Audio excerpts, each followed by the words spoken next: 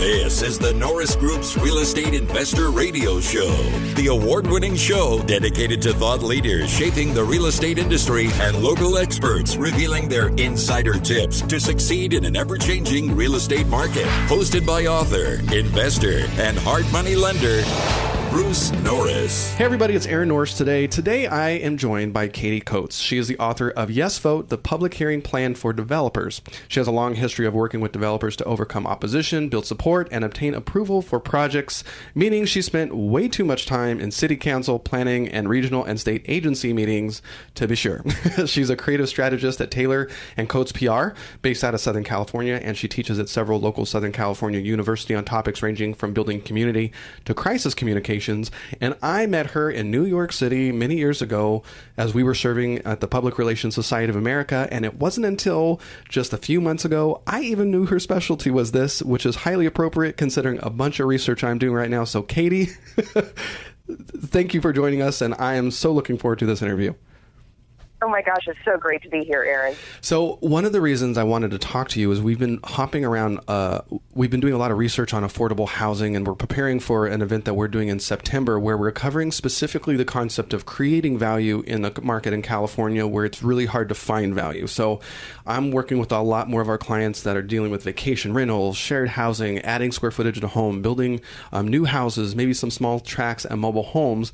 And oddly enough, some things I don't think some of our people think about is it's about relationship building and communications because they are ending up in cities that they don't live in and they don't know the hurdles that they're going to run up into, and they've never even thought about real estate investing from this angle before. So I was fascinated when I found out you wrote this book. So why did you write this book? Well, like you, I was aware that so many developers in all sectors, you know, whether they're small projects, multi-million-dollar projects, I mean, up to $500 million, industrial, residential, multifamily homes, mixed use, every sector that you know of in real estate, including private schools and churches, have opposition when they go to the planning process. And I think developers aren't aware that they're going to come up against this issue, and they're hoping they won't. They oftentimes are sort of in denial, and they put it off dealing with this issue until the very last minute, which is the absolute worst thing you can do. Yeah, I can imagine. It's also very expensive. Yes, I call it the falling into the pit of do-overs, delays, and dollars out the door that you'll never recoup. So if you do a preventative program of doing community outreach in a very special way that I coach my clients through, you have a better chance of just getting an approval at the first hearing that you attend, as opposed to getting those do-overs, which they require from the Planning Commission, the City Council, whatever level you are at for the public hearing. They require these do-overs, and then that results in delay, and it's a lot of money and time wasted. The do-overs can range from, you know, anywhere from density reductions or setback requirements, things that are actually not required by the code. For instance, you might be zoned for your project perfectly, but if the decision makers don't have the political courage they need to give you a yes vote, they'll just ask you for adjustments to your project to make it look like they're doing their job. Right. And I don't think people realize that. And I think this is really important. So you're really talking about a proactive approach before going in. You might not think it's necessary, even if small projects. I've talked to friends about this. They get into a project not knowing they're going to have any problems, and maybe the economic development department is behind them, the planning department is by them, and what happens is that a community member, squeaky wheel, gets involved and is just the loudest voice in the room and turns people that were once for the project against you. Absolutely. Like mobile home parks, and it catches people completely off guard. And because you have very little community equity, because you don't live in the area, they just don't see it coming. So I'll give you an example that I've recently dealt with. It was funny. I have to bring this up before I forget. I was at lunch today with a developer. He works all over Southern California, and we were talking about naysayers. He's like, "Oh, tell your friend I have a different term for them. They're called cave people." I'm like, "Okay." He's like, "Community activists." Citizens against virtually everything. So he calls them cave people. Right. But there's also bananas. build absolutely nothing anywhere near anyone. There's the Gombies, get out of my backyard, and we're all aware of the NIMBYs, not in my backyard. So there's a whole slew of these kinds of people, and I actually have identified the quintessential opponent in my book. I call him Melvin, just because I needed to be able to identify him very easily with my clients. And if anyone listening to this, by the way, I'd be happy to send them a free copy of my book, so we can get to that later, Aaron. Oh, okay. And I'll post that definitely on the radio show. That's a very nice offer, but I hope they'll go on Amazon and just buy it, because it's a very easy, fast read, and it's just important to know. Yesterday, I actually had lunch with the city of Riverside. We, as the Norris group here, were a beneficial. We got access to what they're calling the one-stop shop program in Riverside. And I just want to share this with you, because they now have people flying out from all over the country to see what they've done. But we took back a project in 2006 that was land, and the developer at the time had turned it into 5 building lots. Well, of course, we all know what happened during the downturn, so we were sitting on the lots, and we were going to take up the project again several years ago. Come to find out, the zoning laws had changed to where what had been planned and already approved by the city triggered hundreds of thousands of infrastructure improvements. We kept on giving it to engineers. They didn't know what to do, but they certainly didn't mind taking the check for us to tweak things. So I've been very involved in the city of Riverside for the last decade. I knew people in the planning department because we had been involved with them, speaking at their events about foreclosures and trying to help our city. So I contacted them. I'm like, listen, I'm stuck. I don't know what to do. Can I come and talk to you guys? I just need your opinion. They're like, you know what? Yes, we have this new process come in, and they put together a group of public works, fire, housing, economic development, planning. And in one meeting, within 20 minutes, I basically presented the problem. They're like, oh yeah, do a lot line adjustment, take it back to 2 lots, and it doesn't trigger any of that. It's like one of those moments where that sounds so efficient. Oh my gosh, I was just like, why didn't we do this 2 years ago? But they're like, this is new. Like, once upon a time, you would have to go to every department, and I see how hard. I mean, luckily, I had the brand equity where they trusted me. They understood my intent. So that was easy. And luckily, a lot of people coming into Riverside Developing are going to be the beneficiary of that process now. And a lot of cities are implementing it. But you and I, right before this show, were talking about cities making some big mistakes. I have developers, specifically in some Southern California markets, that are staying clear of some cities because it's getting too political, or the planning is getting so backed up, they're afraid that they're going to lose money on projects. Even just simple residential projects, it's just going to get hung up with something political, and they just can't take the chance when you're dealing with a multi-million-dollar new construction of a home along the coast. So in a project like that, you've got environmental concerns, you've got neighbor concerns, you've got political concerns. Let's touch real quick about, I would love to hear your opinion. You've got everything from NIMBYs to the political. Can you give us let's talk about all the different naysayers that can get in the way. Some of them might surprise us, but also maybe which ones are the most deadly as far as the project is concerned. Sure. I think that in my experience, and I've worked all over Southern California, Northern California, some in Arizona, and now I'm branching out all over the United States, working with some developers in like the Jersey City area, Massachusetts, Boston area, and Florida. And I find that there, no matter what the size of the city or town, there seem to be 30 people who are against everything. And they will be against your small project. They'll be against a larger, single-family home development. They will be against the Hilton, the Hyatt, the Costco going in, the senior center that's going to be built by the city itself. They're going to be against everything. And so you need to know going into some communities that you will encounter these folks, and you need to have some arrows in your quiver so you can fight against that. You're never going to convince those opponents that they're wrong, but you can go around them. That's interesting. I think that's been the most surprising things, just being in politics locally, that sometimes the squeakiest wheel, maybe council members don't even like them. Planning department doesn't even like them. But somehow, them being the squeakiest wheel, they get what they want. There's actually a very fascinating aspect to this, Aaron, which has to do with neuroscience. And it's all about the visual.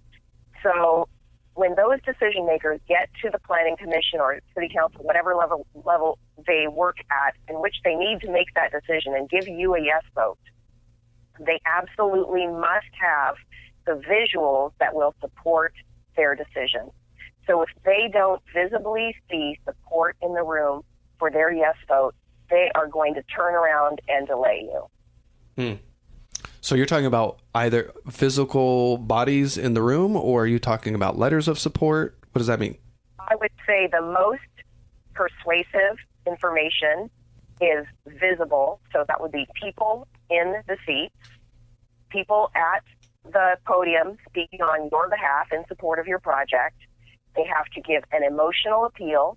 It has to be very simplified in the way that it's presented, and it has to be repetitive. Okay. And I think maybe some real estate investors listening to this show might be like, this does not apply to me. And really, I think you might be surprised. Like right now in the political environment in California, I mean, some cities like San Diego on the ballot, I think by the time this airs next week, they're going to be voting on banning vacation rentals across the board. You've got rent control issues coming up.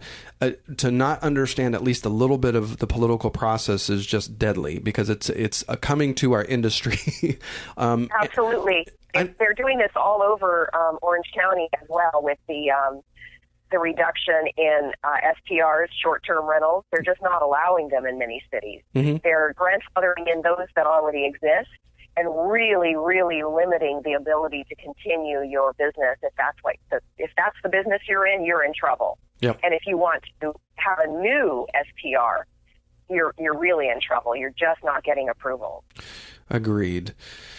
And I think part of the process that might be a little frustrating to many is understanding that every city, county, everybody's a little bit different in the process of getting through planning. And some projects are going to take you through the planning commission. Some are going to be able to be handled directly with your permit department. It's interesting. Do you find that frustrating? Is that every city is so different? I don't find it frustrating so much. I think that the thing you need to keep in mind is if there is a public review portion to your project, if you have got to have a public hearing, then that's what you need to prepare for. Okay. Now, if you can just go through the process without ever having a public hearing, then it's a completely different process. But if you have public review, you need to make sure you have all your ducks in a row before you go into that first hearing, because you might miss your window of opportunity if you get a denial at your first public hearing. It's always best to get a yes vote that first time. Right. And if you don't get it and you make a mistake up front and you handle it poorly, the next phase might be a lot more complicated, costly, and difficult than you might know.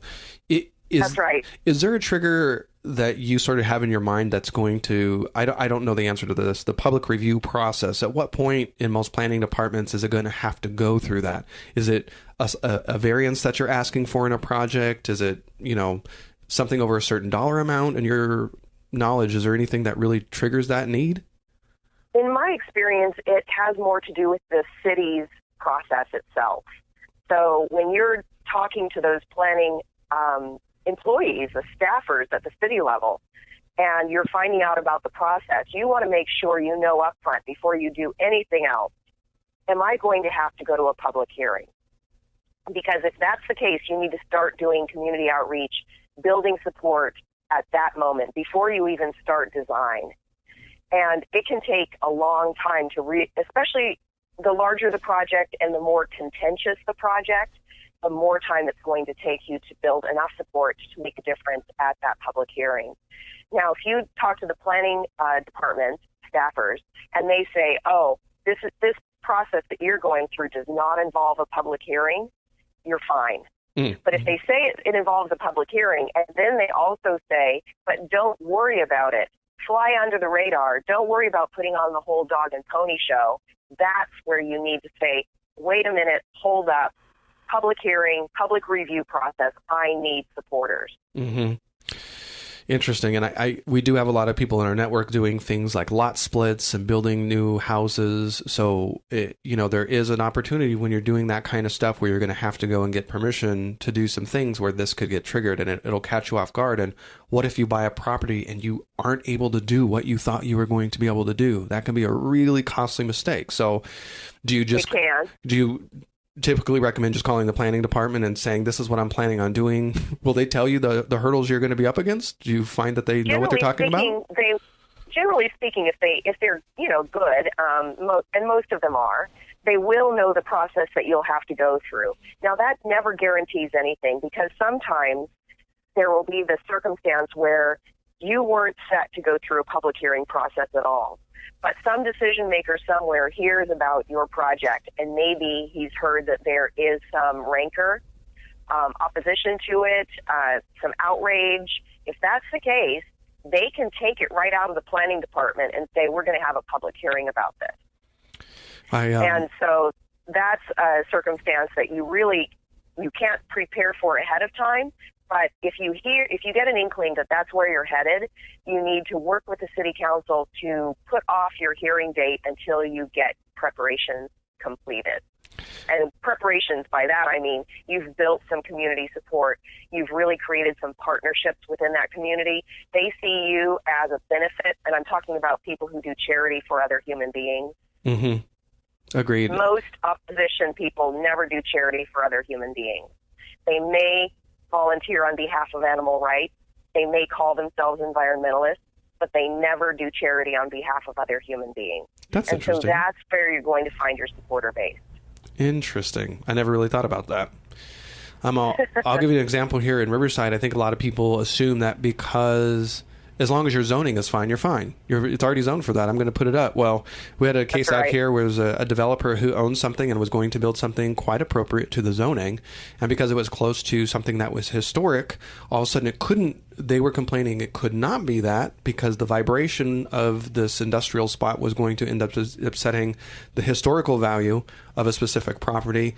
And it ended up in, litigation and, the public process, and I think it's still going on well over a year, and it got squashed. It's such a shame.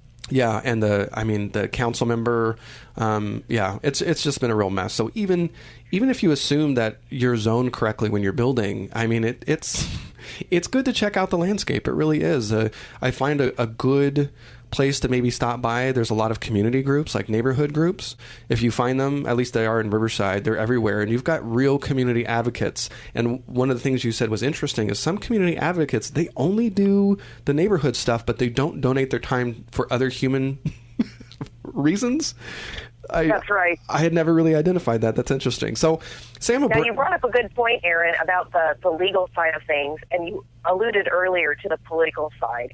Many developers make the mistake of thinking that if their lawyer has done a good job, they've had a public affairs representative meet with all of the city council members who would meet with them, and they got their, they got their go-ahead. They've got a consensus on the city council or whatever board that it's a go.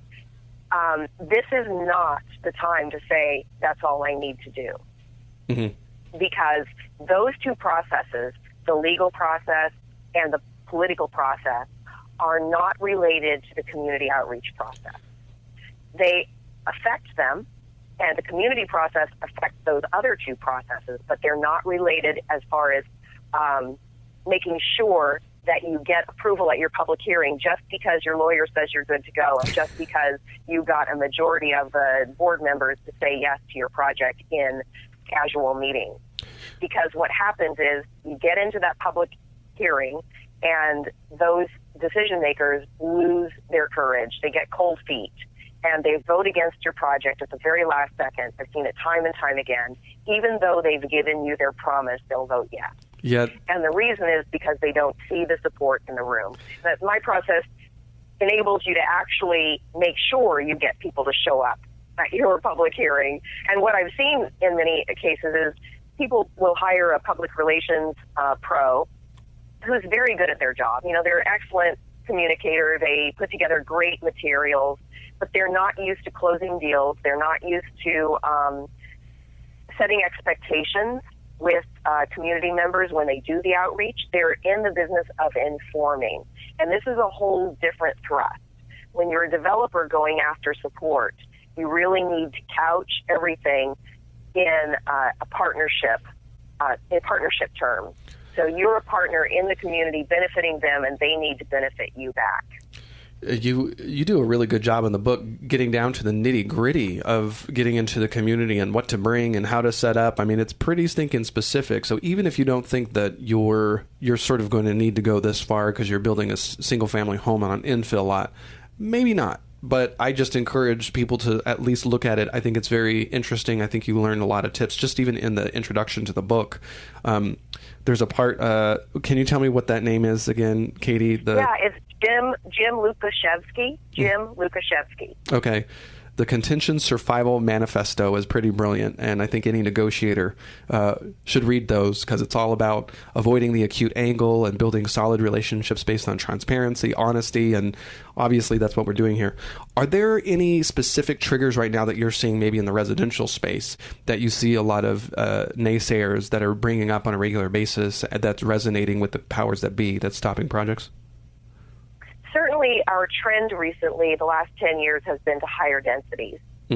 And, with lots being split and, the sort of vertical move, a lot of people are actually doing these mixed-use projects also where they have commercial or retail in the bottom space and office space down below and then, residential on top. So all of these kinds of changes in the residential landscape are scaring people. And the average neighbor is not really, especially in a residential area that's sort of adjacent to a commercial area, even though they know those adjacent lots will someday be built upon and they bought their home in, say, 1974, they still are in denial that they will actually get a multifamily dwelling that's going to be overlooking their backyard. And so when you're in the process of going through this, developing this land, designing it, reaching out to your neighbors, even if it's just a triplex or a duplex, you must be cognizant that people are going to feel encroached upon and betrayed, and there is going to be an element of outrage. We only have a couple minutes left, unfortunately. I want to make sure to talk a little bit about building that street credibility, especially if you're from out of the area. So say you were going to build this project that we're talking about right now, maybe a duplex or a triplex. Density is the hot topic. And you might get a suspicion that this is going to be a little bit difficult. Where would you start as an outside investor? From the standpoint of reaching out to the public, first of all, I would be sure to assess other projects of the same type that I'm building, how those were responded to by members of the public.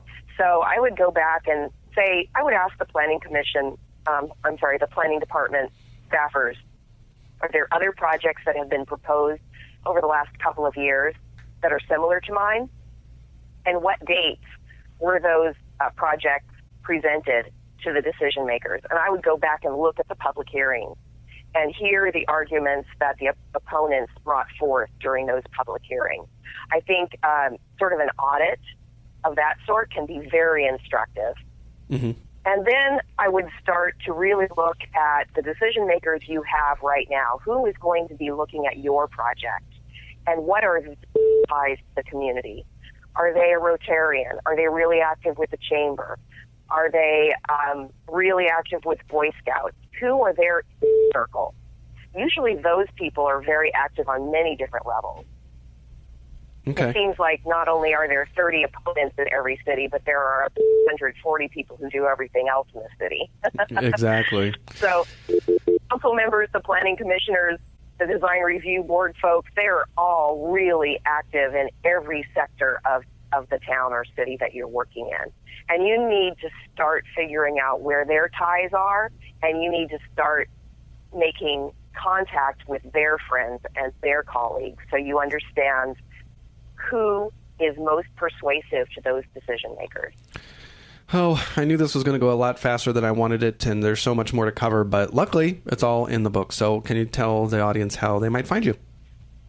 Yes, absolutely. Please email me at Katie, Katie, at yesvoteplan.com. And just let me know that you heard this show and that you would like a free copy of my book, and I'll be happy to send it to you. Well, thank you, Katie, for your time. I really appreciate it. Thank you, Erin. It's been great. For more information on hard money loans and upcoming events with the Norris Group, check out thenorrisgroup.com. For information on passive investing with trust deeds, visit tngtrustdeeds.com.